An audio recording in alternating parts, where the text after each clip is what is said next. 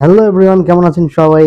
এই মুহূর্তে আপনারা যারা দেখছেন এবং এই ভিডিওটা দেখছেন, এই মুহূর্তে খেলাধুলার যদি জগতে সবচেয়ে টপ নিউজ হলো Australian top order batsman Steve Smith সে ওডিআই থেকে অবসর নিয়েছে এবং সেটা ভারতের সাথে সেমিফাইনাল হারার পর।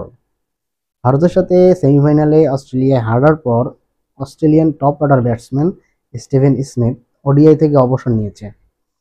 স্টিভ স্মিথ অস্ট্রেলিয়ার টিমের একটা ভালো একটা স্তম্ভ ছিল এবং সে এই ইন্ডিয়ার সাথে হারার পর, এই ম্যাচ থেকে হারার পর সে তার ওডিআই থেকে আহ, অবসর নিয়েছে। স্টিভ স্মিথ তার ওডিআই ক্যারিয়ারে 170টি ম্যাচ খেলেছে, তার মধ্যে তার সর্বোচ্চ হাইয়েস্ট স্কোর হলো 164 এবং তার সর্বমোট ওডিআই রান হলো 5,800। যাই হোক, একটা অস্ট্রেলিয়ার এত বড় একটা প্লেয়ার যে ওডিআই থেকে অবসর নিয়েছে, সে অবশ্যই সে বলেছে যে আসলে নতুনদেরকে সুযোগ করে দেওয়ার জন্য তার অবসর নেওয়া। অবশ্যই এটা একটা ভালো ডিসিশন, গুড ডিসিশন, এবং বলা যায় যে সসম্মানে বিদায় নিয়েছে সে। ভালো একটা কেরিয়ার, ভালো একটা ওডিআই কেরিয়ার শেষ করেছে এবং নতুনদের জন্য আসলে এভাবে জায়গা ছেড়ে দেওয়া উচিত। যদিও আমাদের বাংলাদেশের ক্রিকেট কালচারে এই ধরনের কোনো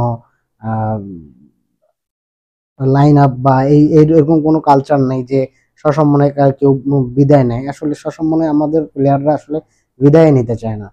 অন্যান্য দেশের প্লেয়াররা যেমন বিভিন্ন সিরিজ বা টুর্নামেন্টে ব্যর্থতা দায় স্বীকার করে বিভিন্ন সময় অধিনায়কত্ব ছেড়ে দেয়, পদত্যাগ করে, বা বিভিন্ন সিনিয়র ক্রিকেটাররা তারা তাদের অবসর নিয়ে নেয়। আসলে এটা বাংলাদেশ ক্রিকেটের সাথে এই ধরনের কালচার আসলে যায় না।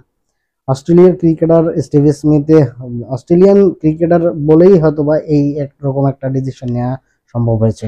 যাই হোক, স্টিভ স্মিথ একটা তার দারুণ একটা ওডিআই ক্যারিয়ার ছিল এবং সে তার ওডিআই ক্যারিয়ার আজকে থেকে শেষ করেছে এবং লাস্ট ম্যাচে ইন্ডিয়ার সাথে অস্ট্রেলিয়ার হলে সর্বোচ্চ রানের ইনিংসটা স্টিভ স্মিথ খেলেছে।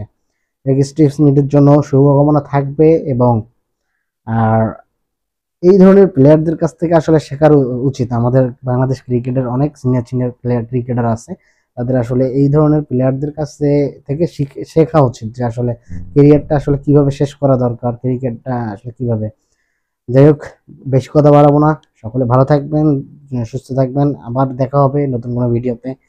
সে পর্যন্ত ভালো থাকবেন। সকলের জন্য শুভকামনা। আল্লাহ হাফেজ।